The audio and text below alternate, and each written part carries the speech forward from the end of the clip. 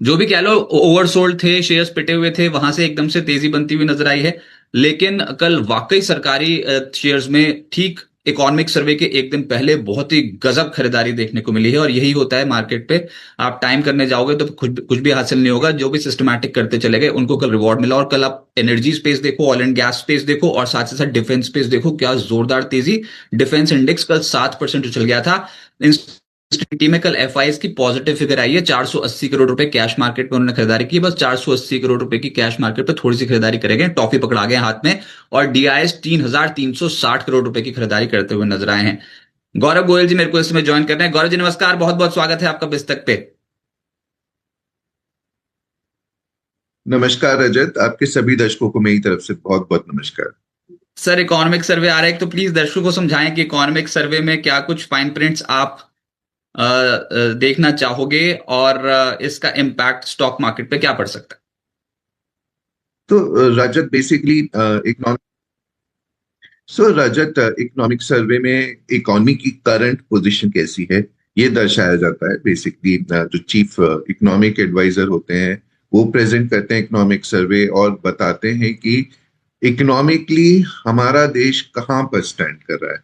और इसी संदर्भ में वो पूरे डेटा के साथ, स्टैटिस्टिक्स के साथ नंबर्स प्रेजेंट करते हैं और बताते हैं कि हमें किस चीज में हम लोग अच्छे ढंग से परफॉर्म कर रहे हैं, कहाँ पे अच्छे ढंग से नहीं कर रहे हैं, इम्प्रूवमेंट के लिए क्या क्या कर सकते हैं, और क्या क्या हमारे लिए अपॉर्चुनिटीज हैं, क्या क्या थ्रेट्स हैं, किन चीजों को हम लोगों को ध्यान देना चाहिए, किस चीजों पे हम लोग आगे एम्फसाइज करके आगे बढ़ सकते हैं। So basically it's a picture of the economy that chief economic advisor presents on the country's economy. Right. लेकिन आप एक्सपेक्ट क्या करके चल रहे हो, मार्केट किस तरीके से बिहेव करेगा कल के सत्र में? तो चाहे इंडेक्स ऐसा लग रहा था कि शुरुआती 1 घंटा था ना, उसमें एकदम से तेजी बनी, फिर नीचे। और ये जो लेटर हाफ में एकदम से रिकवरी बनी थी, इसलिए ऑलमोस्ट डे हाई पे बंद हुए थे। लेकिन हमने पहले घंटे का हाई नहीं तोड़ा था, यानी कि बहुत मिला जुला रुझान देखने को मिल रहा है। और जो तेजी बन गई वो अचानक से डिफेंस कंपनियों के स्टॉक्स में बन गई, और एनर्जी स्टॉक्स में, ऑयल एंड गैस स्पेस में एकदम से खरीदारी बन गई। तो आपको क्या लगता है कि क्या ये तेजी टिकाऊ है और यहां से बाजार चढ़ सकता है? आज गिफ्ट निफ्टी बता रहा है 85 पॉइंट नीचे जा सकते हैं। रजत देखिए, जो कल बढ़ोतरी हुई है मार्केट में वो लार्जली स्मॉल कैप साइड पे हुई है।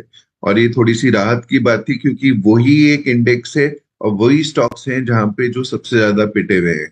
और इसीलिए अगर हम लोग आम निवेशक से बात करें या जो मार्केट पार्टिसिपेंट्स हैं उनसे बात करें तो सब लोगों के पोर्टफोलियोज ब्लीड कर रहे हैं, क्योंकि ज्यादातर जो पोर्टफोलियो बिल्ड होता है वो स्मॉल कैप कंपनीज के अराउंड बिल्ड होता है। तो ये कुछ हद तक कल जो मार्केट में तेजी आई है काफी लंबे अरसे बाद देखने को मिली है, और थोड़ी सी शायद राहत मिली होगी सभी लोगों को। Now if you look at energy sector, basically आपने देखा है ऑयल में तेजी आई है पिछले कुछ समय में। ब्रेंट अब $69 के आसपास आ गया है। मिडिल ईस्ट में थोड़ी टेंशन शुरू हो गई है। ट्रम्प बेसिकली कह रहे हैं ईरान को कि आप डील साइन करो न्यूक्लियर पर, अदरवाइज हम आपके ऊपर अटैक कर देंगे। सो इन हिज यूजुअल रिटोरिक वे वो जो है अपना वो कर रहे हैं, ईरान के ऊपर दबाव डाल रहे हैं, जिसकी वजह से थोड़ा सा मार्केट्स में, इकोनॉमीज में हड़कंप मचा हुआ है। ऑयल ऑयल जो है इसीलिए बढ़ा हुआ है। और ऑयल कंपनीज जो ऑयल में ऑयल प्रोड्यूसिंग कंपनीज हैं उसमें आपने तेजी कल देखी।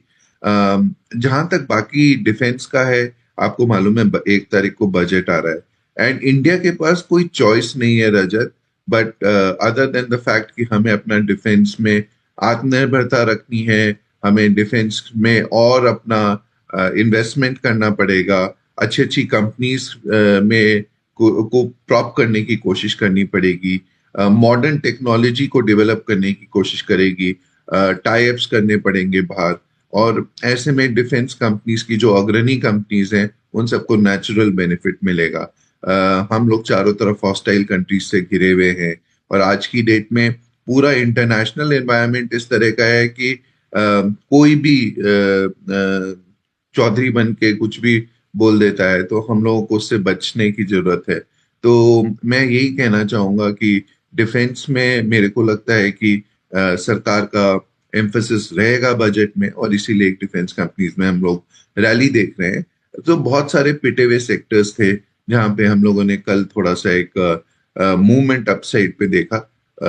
आपने देखा है निफ्टी करेक्ट होके भी 26,300 ऑड लेवल से 25,300 के आसपास आ गया है। अभी कल से पहले थोड़ा और भी नीचे था, परसों भी लास्ट मिनट रैली हुई थी। तो अल्टीमेटली थोड़ा बहुत रिलीफ रैली कह सकते हैं इसे। बाकी it will all depend upon how things shape up going forward. और डिफेंस कंपनियों पे ना गार्डन रीच और कोची शिपयार्ड के नतीजे भी आए हैं, और उसमें इस बार तो गार्डन रीच ने जो मुनाफा दिखाया है वो 74% की ग्रोथ दिखाई है, 171 करोड़। और जो आय है उसमें गार्डन रीच की फिगर आई है 49% बढ़कर 1,896 करोड़। एबिटा भी बढ़ा है। और कोची शिपयार्ड में मुनाफा 18% बढ़ा है, आय पौने 18% बढ़ी है, और एबिटा 21.5% बढ़ा है। Sir, garden reach, Kochi shipyard, BEL, HAL, कहां पर फोकस ज्यादा रह सकता है इस बार सरकार का, या फिर आपको क्या लगता है कि ग्रोथ कहां पर आएगी? कौन से सेक्टर्स में, मतलब तोपे बनाने वाले या फिर शिप बनाने वाले, कहां पर जाएंगे हम? दोनों तरफ रजत, दोनों तरफ रहेगा। एम्फोसिस ऐसा नहीं हो सकता है कि सिर्फ मिलिट्री पे ध्यान दिया जाए, एयरफोर्स पे कम कर दिया जाए या नेवी पे कम कर दिया जाए। गवर्नमेंट जो है अपना पूरे रिसोर्सेज ओवरऑल डिफेंस सेक्टर को स्ट्रॉन्ग करने के लिए करेगी। साथ में मैं एक और चीज कहना चाहूंगा, क्योंकि आपने ये शिप बिल्डिंग वाली कंपनीज का जिक्र किया है। मेरे को लगता है ये आगे चल के कि बहुत बड़ा सेक्टर हो सकता है शिप बिल्डिंग वाला। तो यहाँ पे जो ऑपरेट करती हैं शिप बिल्डिंग में कंपनीज, उनको नेचुरल बेनिफिट मिलेगा। शिप बिल्डिंग एक भारत एक बहुत बड़ी एक मैन्युफैक्चरिंग कैपेबिलिटी के रूप में उभर के आगे आ सकता है। तो मैं बहुत बुलिश हूँ सेक्टर में। साथ में डिफेंस की टेलविंड्स ऑलरेडी हैं। तो overall I am quite bullish on this sector, और यहाँ पे जो कंपनीज अच्छा काम करेंगी नेचुरली उनको काफी बेनिफिट मिल सकता है। अब रन अप टू बजट आप क्या समझ रहे हो कि मार्केट पे जो आपने बोला ना चुनौती है, तो वैसे वाकई भड़क गए डोनाल्ड ट्रंप, और हमारी आज थीम भी यही है स्टॉक मार्केट में, ये जो फिर से टैरिफ थ्रेट्स देने शुरू कर रखे हैं। कभी बोल रहे हैं कनाडा के ऊपर 100% लगा दूंगा, कभी बोल रहे हैं ये जो दक्षिण कोरिया है इनके इंपोर्ट्स के ऊपर मैं टैरिफ्स बढ़ा दूंगा, और अब तो ईरान को ही लपेटे में ले लिया। यहां तो उन्होंने अपने जहाज खड़े कर दिए हैं ईरान के तट पे। तो ये ना इक्विटी मार्केट तो नहीं, लेकिन सोना चांदी रिकॉर्ड स्तर पर, और कल भी 8-8% की तेजी हमने देखी है। सोने में तो गजब ही हो गया, $5600 प्रति आउंस का लेवल भी लग गया। और क्रूड भी चल रहा है सर, 4% ज्यादा चढ़ चुका है इस हफ्ते। तो कॉमोडिटी में ही तेजी बन रही है, इक्विटी में उतनी तेजी दिखती नहीं। नहीं रजत, ऐसा नहीं है एक्चुअली। अगर आप सॉफ्ट कमोडिटीज को देखें तो बहुत स्ट्रगल कर रही हैं soft commodities. It is only these metals which are actually बहुत तेजी से भाग रहे हैं। और कहीं ना कहीं जैसे मैंने पहले भी आपके शो में बोला है, और मैं अभी भी कहता हूँ, थोड़ा सा कॉशन इन्वेस्टर्स को रखने की इस समय जरूरत है। हम लोग स्ट्रक्चरली पॉजिटिव हैं। We think it's a long term trend that precious metals like gold and silver should move up. But at the same time इतनी तेजी से भागने के बाद एक मार्केट में यूजुअली कंसोलिडेशन हो सकता है, एक शार्प फॉल भी आ सकता है। तो ऐसी सिचुएशन के लिए investor should be adequately prepared. और मैं आपके माध्यम से सारे इन्वेस्टर्स को यही कहना चाहूंगा कि थोड़ा संयम बरतें। These commodities are not a purchase at these levels. मेरे हिसाब से बाय लेवल तो नहीं है। थोड़ा सा अगर आप मेरे ख्याल से 20-25% थोड़ा प्रॉफिट बुक कर लें, इसमें कोई नुकसान नहीं है अपने पोर्टफोलियो। मान लीजिए आपने ₹100 लगा रखे इन कमोडिटीज में, तो आप 20-25 रुपए प्रॉफिट बुक कर सकते हैं। मैं ये नहीं कह रहा हूं कि तेजी और नहीं हो सकती है मोमेंटम में और भी तेजी हो सकती है। लेकिन इस समय मेरे को लगता है कि थोड़ा संयम बनाने की जरूरत है, थोड़ा कॉशन रखने की जरूरत है। ऐसा नहीं है कि किसी भी चीज में तेजी अनलिमिटेड ढंग से भागती रहती है। कहीं ना कहीं कंसोलिडेशन होते हैं, और उसके लिए इन्वेस्टर्स को तैयार होने की जरूरत है। जहां तक डोनाल्ड ट्रंप का सवाल है रजत, वो कब किस तरह से भड़क जाएं, अगले दिन किस तरह से प्यार से बात करें, डील्स के बारे में बात करें, ग्लोबल कोऑपरेशन के बात करें और नेक्स्ट डे टैरिफ्स इम्पोज करने की बात करें, तो ये सिर्फ उनका अनप्रेडिक्टेबल नेचर दर्शाता है। मेरे को लगता है कि वो स्टेट्समैन वाला उनके अंदर कोई भी एक जो यूएस प्रेसिडेंट के अंदर एक ग्लोबल कोऑपरेशन की बात करने वाला व्यक्तित्व होना चाहिए, एक समझदारी वाला व्यक्तित्व होना चाहिए, मेरे को नहीं लगता है उनके अंदर है। और ये अगले 3 साल तक वो इसी तरह से सब कुछ यहाँ वहां पे चलता रहेगा, जिससे ग्लोबल ऑर्डर में भी फर्क पड़ेगा। और कहीं ना कहीं रजत, ये एक ब्लेसिंग इन डिस्गाइज भी होती है। मेरे को लगता है दुनिया भर को समझ में आने लगा है कि हम लोग यूएस के ऊपर सिर्फ डिपेंड करके अपनी इकॉनमी, अपनी कंट्री, अपने डिफेंस को यूएस के भरोसे पे नहीं चला सकते हैं। हमें आत्मनिर्भर बनने की कोशिश करनी पड़ेगी। आपने देखा यूरोप जिस तरह से इंडिया की तरफ उन्होंने ट्रेड डील करी है, अब चाइना की तरफ भी झुकाव शुरू हो गया है। कल मैं एक स्टेटमेंट सुन रहा था कि अब हमें रशिया से बात करनी चाहिए, यूरोप में किसी ने बोला है। आई थिंक इटली की प्राइम मिनिस्टर ने बोला है। तो समवेयर रियलाइजेशन सिंक इन होने लगा है कि हम यूएस को एक एबल ट्रस्टेड एलाई के तरह से नहीं देख सकते हैं। हमें अपनी अपनी अपनी इंडिपेंडेंस, अपने पैरों पे खड़े होने की जरूरत है। और ये सभी देशों के लिए वैलिड है रजत। हम लोगों को भी अपने ऊपर अपनी दूसरी कंट्रीज के साथ बातचीत में लगे रहना चाहिए। एक ट्रेड डील हो गई है, मर्कसर के साथ दूसरी ट्रेड डील हो सकती है, यूएस के साथ भी ट्रेड डील के कुछ पॉजिटिव सिग्नल्स आए हैं, which is all good. I think we should keep our options open.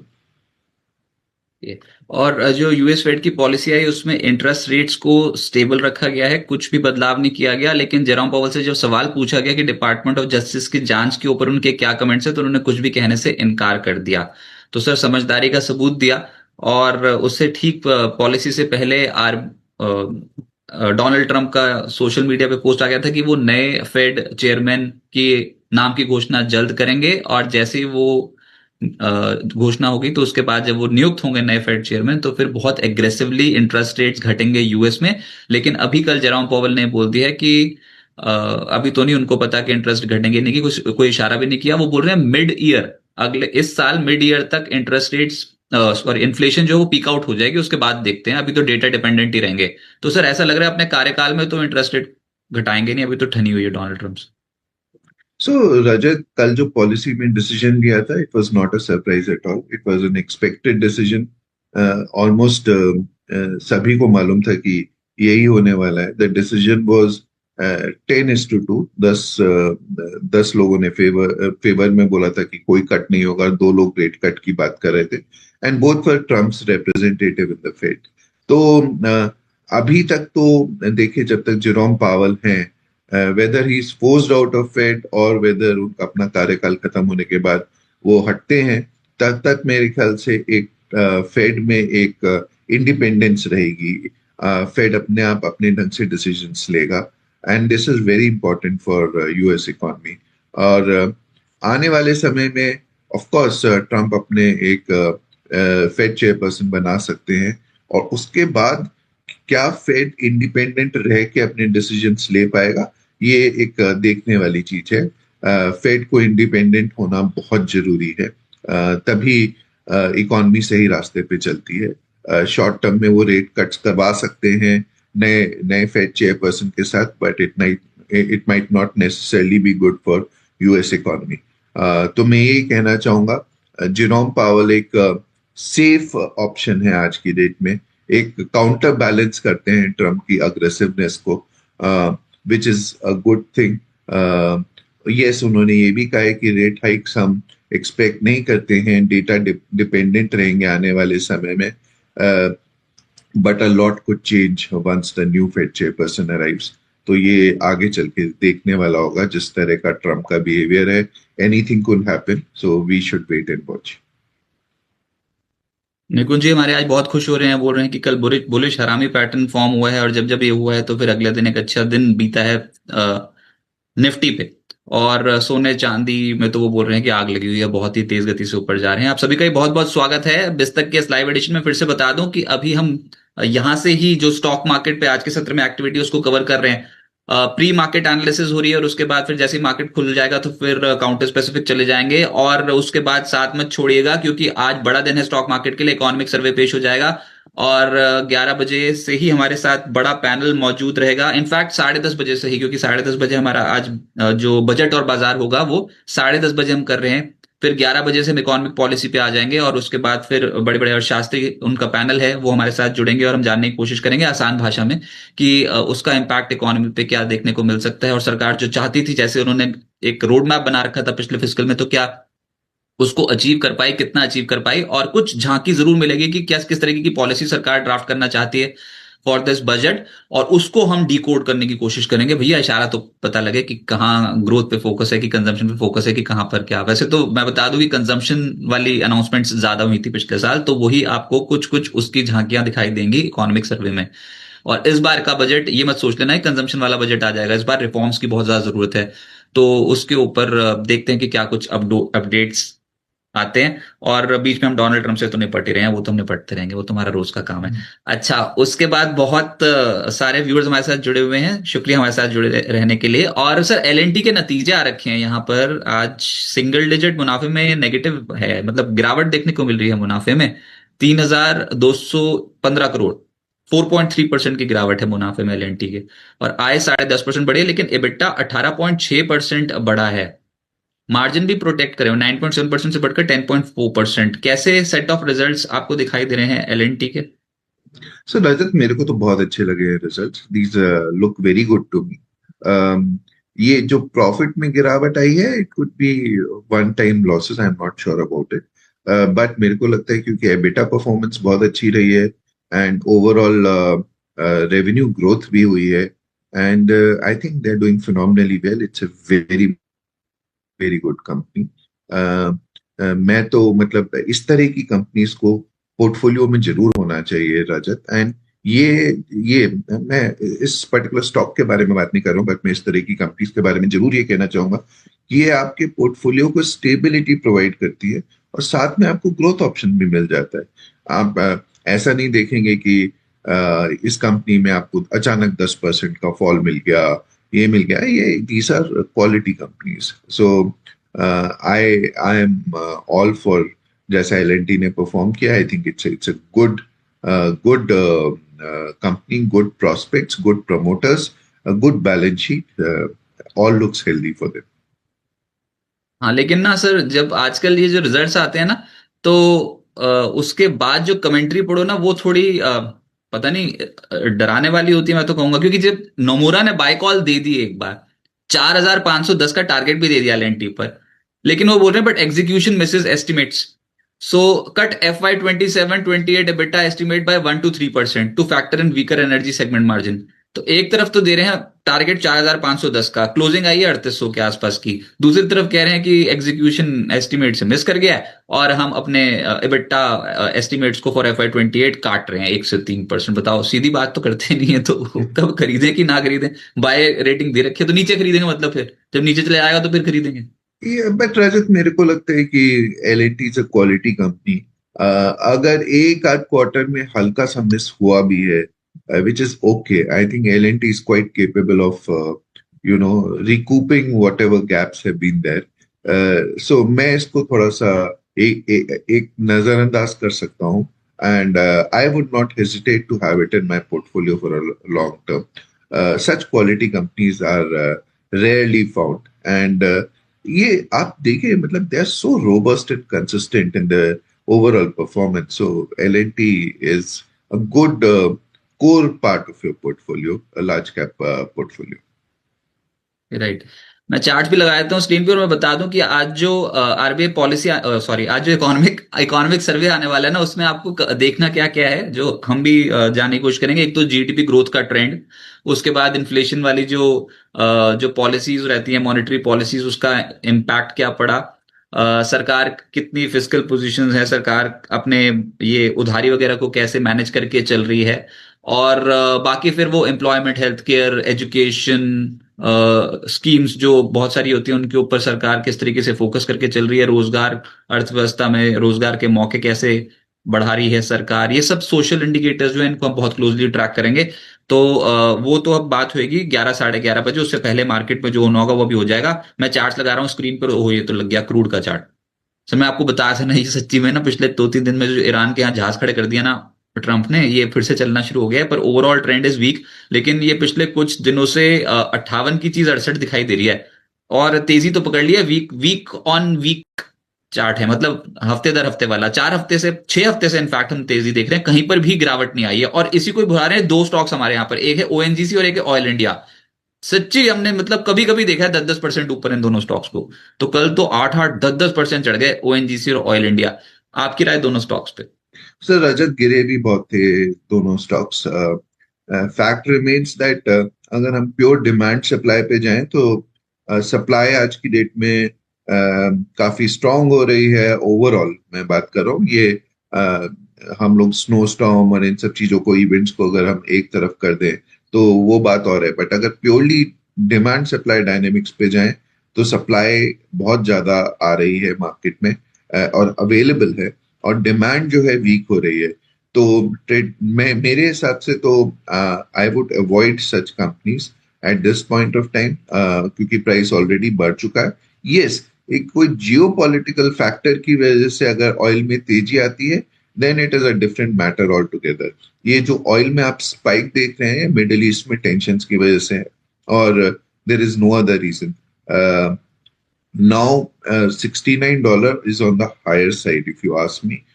थोड़ा सा यहाँ पे, अगर यहाँ पे अगर फ्लेयर अप नहीं होती है tension in Iran, and let's say there is some agreement of some sort, या फिर यूएस थोड़ा बैक डाउन करता है या ईरान बैक डाउन करता है, in that case you will see oil prices coming down in a jiffy. तो मेरे को लगता है कि it's an avoid purely on demand supply basis. Geopolitics के बारे में कमेंट करना या एक्सपेक्ट करना या अपनी राय देना is like tossing a coin. I am not sure what will happen tomorrow, whether there will be an attack or not. ये उतना ही अनप्रेडिक्टेबल है जितना डोनाल्ड ट्रंप अनप्रेडिक्टेबल है। So I can't comment on that, but on purely on demand supply basis, I'm not a buyer in these companies. वो नाम आ रहा है, वो ऑपरेशन मिडनाइट हैमर, जो जून 2025 में एक बार अमेरिका ने किया था, और इतना ये तेल वेल खर्च करके अपने जहाजों को वहां पर भेजा है, तो कुछ ना कुछ तो सोचा ही होगा डोनाल्ड ट्रंप ने अभी। तो बस बाजार उसी से परेशान हो रहे हैं कि भाई सच्ची में जहाज भेज दिए क्या। तो वो दूसरे वाले ईरान भी बोल रहे हैं कि अगर हमला कर दिया तो उसके बाद जवाब भी मिलेगा। तो हो तो गया, ये कौन झुकता है आजकल कि सबके पास ही कुछ ना कुछ तो है हथियार। तो लड़ेंगे तो सही, मतलब अगर अगर लड़ाई होती है तो रिटेलिएट तो करेगा ईरान। लेकिन ना ही होए, सब कुछ ऐसे ही निपट जाए तो ठीक। पर डोनाल्ड ट्रंप शांति के दूत हैं, और वो समुद्री जहाज भेज रहे हैं इस समय, तो उसमें कोई फूल पत्तियां तो होंगी नहीं। कुछ तो ऐसी चीजें होंगी जो ईरान को डराएंगी। तो रह गया वो सब नोबेल प्राइज अभी पीछे, अभी वो कुछ करने की कोशिश कर रहे हैं। अच्छा, उसके बाद फिर व्यूअर्स के पास चलते हैं सर, और सवाल बहुत आ रहे हैं हमारे पास। पहला सवाल सुजलॉन के ऊपर आया हुआ है, और क्या करना चाहिए अभी सुजलॉन पे। माइनक्राफ्ट जी पूछ रहे हैं, और तेजी बनी ही नहीं। तो रजत, एक चीज तो पहली बात तो मेरे को लगता नहीं है कि डोनाल्ड ट्रंप एक्चुअली शांति के दूत हैं। आजकल तो बहुत बड़े अग्रेसर हो गए। मैं अपने बेटे को हिस्ट्री पढ़ा रहा था, तो वहां पे दिल्ली के ऊपर बहुत सारे अटैक किए थे, मिडिल ईस्ट से अग्रेसर्स आए थे, और उन्होंने कई बार नादिर शाह जैसे लोग आए थे, दिल्ली को प्लंडर करके चले गए थे। हिस्ट्री में जाए तो इसी तरह से मेरे को लगता है आजकल डोनाल्ड ट्रंप एक अग्रेसर की तरह बिहेव कर रहे हैं। ये करो वरना मैं ये कर दूंगा, ऐसे करो वरना मैं ऐसे कर दूंगा, अगर आप मेरी बात नहीं मानोगे तो मैं टैरिफ्स इंपोज कर दूंगा। So he is basically being a bully and an aggressor. शांति के दूत तो मेरे को बिल्कुल नजर नहीं आते, हालांकि मेरे को आपका टर्म बहुत अच्छा लगा। Anyway, so coming back to Suzlon. Suzlon देखिए, मेरे ख्याल से रिन्यूएबल एनर्जी में, विंड सेक्टर में it is one of the most promising stocks. और रजत, अगर आप इसे लंबा चार्ट देखें तो आपको सिंगल डिजिट में भी आपको ये दिखाई देगा कुछ सालों पहले, और वहां से आपने एक टर्न अराउंड स्टोरी देखी थी स्टॉक में, and you know it has given phenomenal returns to investors जो उस सिंगल डिजिट में टर्न अराउंड जब हुआ सुजलॉन का, उसके बाद से आपने देखा है। So it has done exceptionally well and it is one of the leading players in wind energy. और अब मैंने सुना है कि सोलार में भी जा रहे हैं, but I would only say, मेरी सिर्फ एक कॉशन यहाँ पे यही रहेगा कि ये स्पेस बहुत कॉम्पिटिटिव होती जा रही है रिन्यूएबल एनर्जी सेक्टर की। और गवर्नमेंट ने जो बहुत एम्बिशियस टारगेट्स रखे थे, वो बहुत मेरे को लग रहा है टारगेट डेट से पहले ही अचीव हो जाएंगे। ऐसी स्टेज पे आके दो चीजें होंगी, एक तो कंपटीशन बहुत बढ़ गया है, तो you have to be selective, and secondly जो गवर्नमेंट के इंसेंटिव्स थे वो कहीं ना कहीं विड्रॉ हो सकते हैं या कम हो सकते हैं। ऐसी सिचुएशन में मैं थोड़ा पर्टिकुलरली कॉशियस होके सिर्फ क्वालिटी कंपनीज और अच्छी कंपनीज में इन्वेस्ट करूंगा। No doubt Suzlon is a good company. You have to be with the leaders and the best companies in this sector.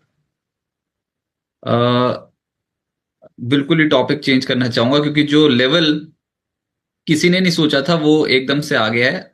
अगर आप लोगों को मेरी स्क्रीन दिख रही है तो, और उसमें ये है, ये देखने वाली बात है, ये बीच में ये एकदम से, वो अच्छा, this is Rajat, right. Gold और सिल्वर में आग लग रही है बिल्कुल। हाँ, मैं वही बोल रहा था, ये ना मिनी लगाया है, silver mini, and that is 4 lakh 4 lakh. 5,570। तो है ना सर, वो बता ही तो रहा था, जहाज खड़े कर दो किसी देश के आगे आके तो कुछ ना कुछ तो होता ही। चांदी तो चल रही है बड़ी पूरी तरीके से, तो प्रेशियस मेटल्स एकदम से तेज हैं 3.5%। और एमसीएक्स पर जो मेन कॉन्ट्रैक्ट है उसने भी 4 लाख कर दिया है। आज के दिन का हाई अभी तक जो ओपनिंग में लग गया है वो है 4,07,780, 4,07,780। और ये प्रति किलो भाव चांदी का इस समय आपकी स्क्रीन पे है। और एक कमेंट आपका गौरव जी, ये 4 लाख पे रुकेगी या फिर अब और टारगेट 1 लाख बढ़ा दें? 1-1 लाख तो यूं ही होती है। जैसे इस महीने जनवरी में अब तक लगभग 70% का रिटर्न चांदी दे चुकी है, and it's life high 4 lakh का जो एक साइकोलॉजिकल लेवल होता है वो चांदी ने सुबह सुबह ही हासिल कर लिया है मेन कॉन्ट्रैक्ट पे, सिल्वर फ्यूचर्स।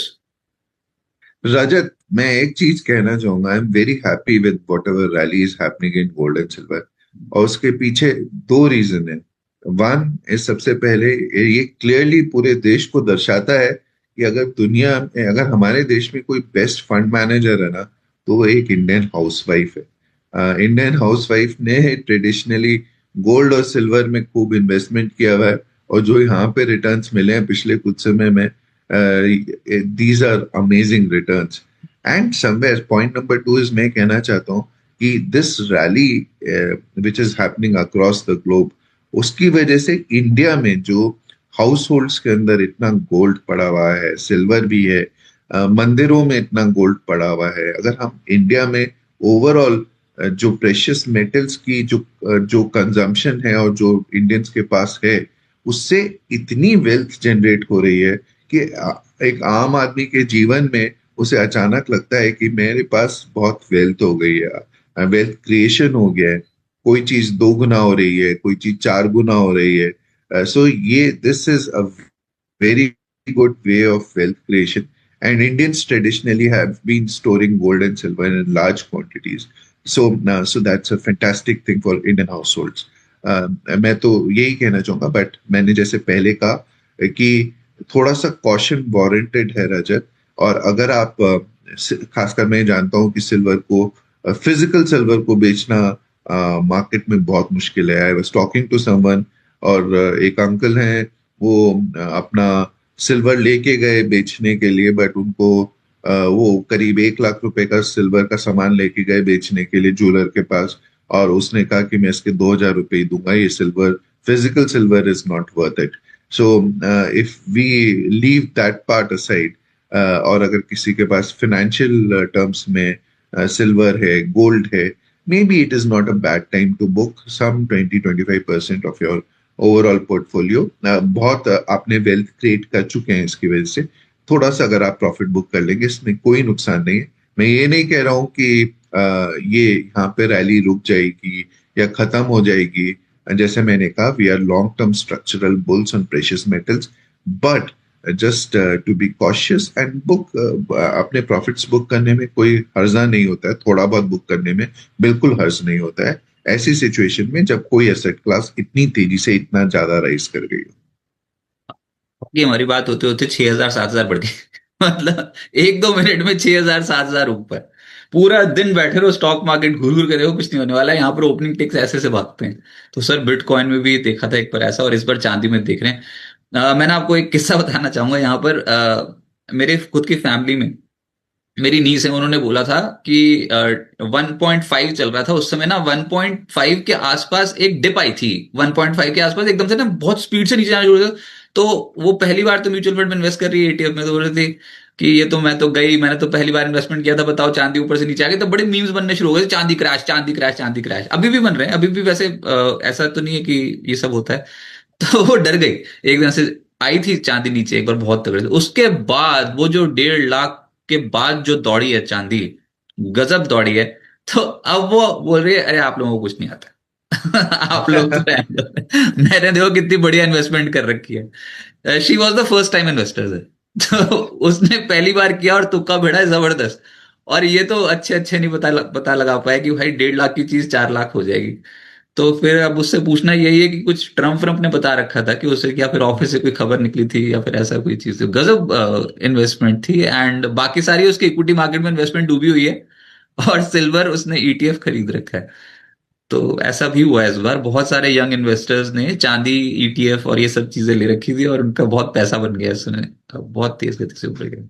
तो इट्स एन एसेट क्लास जिसमें कहा जा रहा था कि पिछले साल के मुकाबले के रिटर्न नहीं मिलेंगे, लेकिन जितने पिछले साल मिले हैं शायद उससे भी ज्यादा ना हो जाए, क्योंकि अभी 70% चढ़ गया है। पिछले साल तो 150% चढ़ा था पूरे साल में। मतलब कह सकते हो 150% पूरे साल, 12 महीने। यहाँ पर 70% इन सिंगल मंथ है। तो रफ्तार पिछले साल से भी ज्यादा हो गई। सर कुल मिला के कितना हो गया अगर पिछले साल और इस बार का जोड़े, तो it's more than 250%। Yeah. So Rajat, internationally silver prices पिछले साल करीब 150%, अगर मेरा मेमोरी सर्व्स मी राइट, प्लस इंडिया के हिसाब से और भी ज्यादा रिटर्न हुए होंगे। सेकेंडली गोल्ड में भी करीब 70% का रिटर्न आया था पिछले साल। Now that we have another 65% rally, 70% rally in silver yet again. तो आप मान के चलिए more than 200% returns in silver. तो this is phenomenal Rajat. This is wonderful for those people जिन्होंने गोल्ड सिल्वर में असेट किया है, स्पेशली इंडियन हाउसवाइफ्स। सेकेंडली मैं ये भी कहना चाहूंगा कि ये जो सिल्वर में रैली हुई है, this is perhaps good for us Indians. और ये जो लोग हम लोग हमेशा से कहते रहे हैं कि आपका असेट एलोकेशन होना चाहिए जिसमें precious metals gold and silver में एक एलोकेशन होना चाहिए, which has paid off very very well. So पूरा एक साल जहां पे मार्केट में इतने अच्छे रिटर्न्स नहीं मिले हैं, स्मॉल कैप इंडेक्स 6% पिछले साल नीचे गिरा था, ऐसे सिचुएशन में silver and gold have been a perfect foil. और उन्होंने बहुत अच्छे रिटर्न्स देके काफी हद तक हम लोगों को सेव किया है। So very well done. मेरा तो घर में घुसना ही बंद हो जाएगा लग रहा है। आप समझ नहीं पा रहे कि कितना तनाव है इसमें। क्योंकि पिछले 2 साल से सब पूछ रहे हैं कि कब नीचे आएगा, कब नीचे, बस अभी आएगा। मैं तो ये बोले वो आ गया नीचे, बस आ गया नीचे। इसलिए ज्यादा तेजी बनती नहीं है, होता नहीं है ट्रेडिशनली गोल्ड इतना तो कल एक ना वो आ रहा था ट्विटर पे, 18,000 रुपए का 8 ग्राम ले रखा था। 18,000 रुपए का 8 ग्राम का सिक्का। वो हो गया 1,60,000 का। तो ऐसी सी चीजें हो रही है। अब 1,60,000 का तो गोल्ड है। चांदी, चांदी तो किसी ने ली भी नहीं। हमारे घर तो वो थोड़े सिक्के पड़े हुए हैं, वो जो दिवाली पे आते हैं। कटोरियां भी हैं। मतलब निकालो भाई पुराने वाला जितना भी रजत, है। उसके आपको पैसे नहीं मिलेंगे, कटोरी वगैरह के नहीं मिलेंगे। जो सर्टिफाइड सिल्वर के जो कॉइन्स वगैरह हैं उसके उसके जरूर मिल जाएंगे, बट आप ग्लास कटोरी ये सब चम्मच लेके जाएंगे, आपको कोई वैल्यू नहीं मिलेगी। That is what I am saying. कल एक मेरे अंकल से बात हो रही थी, वो ज्वेलर के पास गए थे लेके, उनको कुछ भी नहीं मिल रहा है वहां पे। नहीं क्या, क्यों नहीं मिल रहा? नहीं दे रहे हैं। वो कहते हैं कि इनकी कोई वैल्यू नहीं है। किसकी किसकी किसकी, एक बार फिर से बताना, फिर से नहीं, मैं समझ में नहीं अगर आप आया। फिजिकल सिल्वर में वो लेके गए हैं अपना, ये ग्लास कटोरी वगैरह लेके गए हैं, तो वहां पे जूलर के पास जाते हैं तो ये हो जाता है कि ये प्योर नहीं है, इम्प्योर है, हम इसको नहीं लेंगे, अभी तो खरीदने का कोई टाइम। उनको कुछ 1 लाख रुपए पे 2,000 रुपए मिल रहे हैं, कह रहे हैं इतना ले लो, इतने का इतना ले लो अगर लेना है तो। So this is the problem with physical gold and silver. Best way to play for investment is through financial instruments, gold and silver, जहां पे आपको सेम प्राइस पे आप खरीद सकते हो, बेच सकते हो। नहीं, ये तो मेरे को आपने भी नई बात बता दी, तो मैं पूरा पूरा कवर कर हाँ लूंगा हाँ, ये आप जो। इसे इसे मे बी आप इस पे स्टोरी वगैरह कर सकते हैं Rajat. Just find out, because many people would be under the assumption कि जो उनके कटोरी चम्मच रखे हैं सिल्वर के, उनका प्राइस बहुत ज्यादा बढ़ गया होगा। But may be if you can do story, आपके इन्वेस्टर्स नहीं, को, असली आपके असली दर्शक। है तो, असली है तो मिल ही जाएगा, कुछ उस पर फर्क नहीं पड़ने जैसा रजत, तो नहीं है। आप प्लीज इस पे कुछ चेक करवाइए। मेरे को फर्स्ट हैंड इंफॉर्मेशन मिली है, जो कोई ऐसे थे जो लेके गए हैं, नहीं मिला है। You can get it check. I may be wrong, but क्योंकि एक ही मैंने किसी से बात करा था तब पता चला था। But if that is the case then it's a little worrisome. Gold को भी तो देख लेना सर, मतलब गोल्ड, गोल्ड कहाँ खुला, 1,75,000। फाइनेंस मिनिस्टर देखेंगे क्या गोल्ड और सिल्वर को इस बार बजट में? क्योंकि इतना सारा पैसा पड़ा हुआ है इंडिया में, बताओ कहाँ सब सब अपना, अपनी कंट्री अमीर बन चुकी है वैसे। मतलब आप वो तो इकोनॉमी में जो आंकड़ा हम सोचते हैं वो हो जाएगा बाहर, जो आप सोच रहे हो थर्ड पे पहुंच जाएंगे या फिर ऐसा कुछ, तो सच्ची में कुछ अगर सोना चांदी निकलना शुरू हो गया इंडिया से तो कुछ तो करना चाहिए फिर सरकारों से, तो अमीर बनने की अपॉर्चुनिटी आ रखी है। Rajat, there are some rumors in the market that there could be some additional kind of duty on gold and silver. So I'm not trying to ये gossips हैं basically. Not that मैं gossips को कभी भी promote करता हूँ, ना मुझे कुछ मालूम है. But I'm just saying that is why we need to be a little bit more cautious, क्योंकि ये बेतहाशा जो तेजी होती है ना, ये कभी कभी बहुत पेन भी देती है. So just be careful with what you have, and it's better to be, safer than be sorry. Sir Prashant ji हमारे से जुड़े। प्रशांत जी, अब ऐसे से क्यों कर रहे थे कॉलर को? ऐसे कॉलर के नीचे क्या है, सोने की चेन? ना ना सर, कुछ अटक रहा था। नहीं, सोने की चेन पहन रखी है सर? ना सर, आई हेट सोना। अरे क्या बात कर रहे हो सर? नहीं नहीं, ऐसा नहीं बोलते। नहीं ये नहीं, तो देखो, गलत मैं बोल। मैं फिजिकल सोना हेट करता हूँ। I have bought lot of SGB gold bond from last 5 years। देखो देखो सर, ये हैं, देखा इन्वेस्टर्स, ये आपको कैसे पता लगा 5 साल में सोने में तेजी आ रही है कहीं नहीं सर, कैसे? वो पता पता कुछ नहीं था। मैं मतलब बहुत सालों से सोनों को सोना मतलब हेट करता था, बिकॉज वो एक एनपीए होता था। जब भी फिजिकल गोल्ड लेता था, घर पे रखता था, कुछ काम का ही नहीं है वो। तो और वो सब चीजें मुझे वैल्यूएबल दिखती नहीं थी।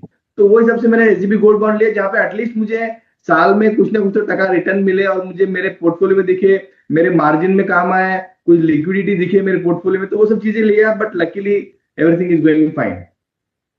So Rajat, मैं प्रशांत जी को बोलूंगा कि is done a wonderful thing. I mean the best play way to play gold and silver is through financial instruments and not physical gold and silver. Unless आप ज्वेलरी की तरह यूज कर रहे हैं, अपनी वाइफ को खुश करना चाहते हैं, तो रजत आप कर सकते हैं उस चीज को.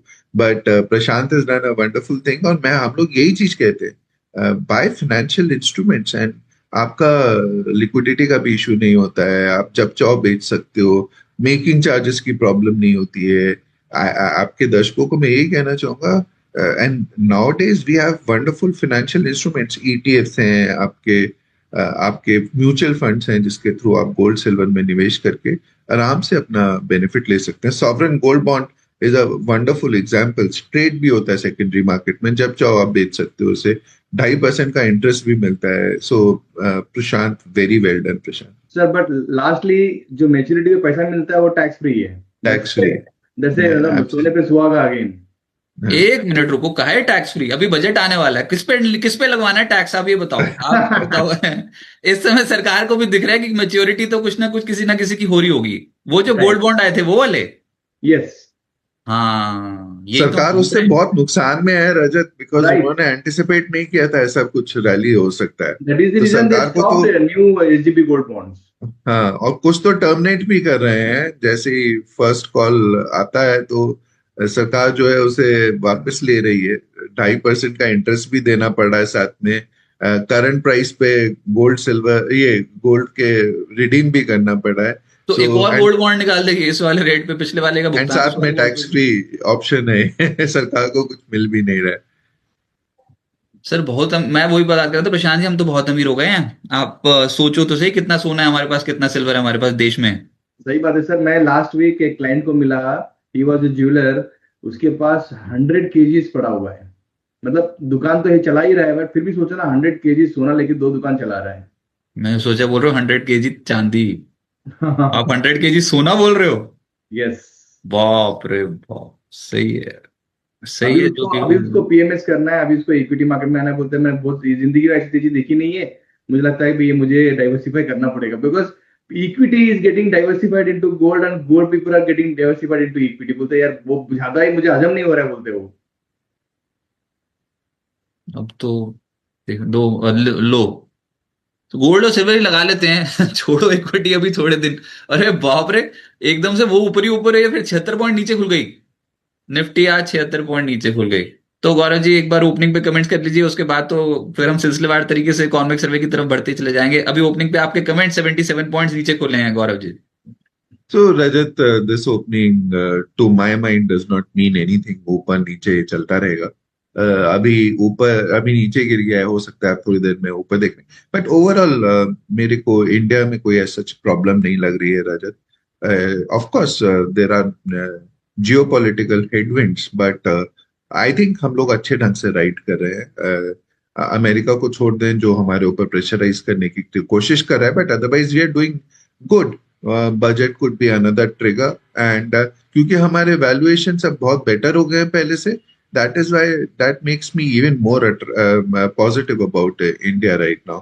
और मेरे को लगता है क्योंकि पिछले 1 साल में रिटर्न नहीं बने, we are well placed now from, and specially अगर आप लॉन्ग टर्म का नजरिया रख सकते हैं, there is lot of wealth that one can create in Indian stock markets. Right, so बहुत शुक्रिया आपका हमारे साथ जुड़ने के लिए गौरव जी, और बाजार पे बात करने के लिए बहुत बहुत शुक्रिया। Thank you Rajat.